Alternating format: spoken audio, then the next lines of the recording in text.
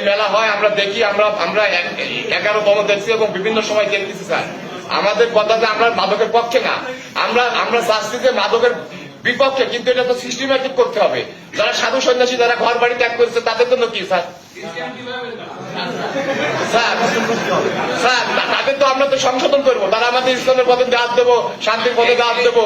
আপনার নাম কি? স্যার আমার নাম মুস্তাফিজুর রহমান। মুস্তাফিজুর রহমান। জি স্যার। আপনি মাদকের কথা বলতেছেন তো ডিস্ট্রিক্ট ম্যাজিস্ট্রেটের সামনে বসে।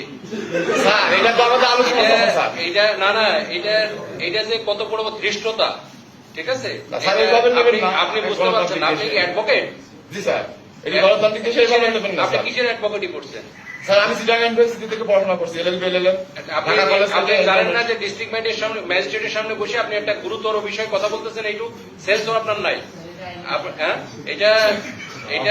এটা এই উনারা যে পণ্ডিত আমাদের সাধুরা আছেন, উনারা বারবার বলেছেন এবং ইস্যু আছে যে মাদকের সাথে আমাদের লালন শাহের যে জীবন আদর্শ, জীবন চরিত, তার সাথে কোনো বিন্দুমাত্র কোনো সম্পর্ক নেই।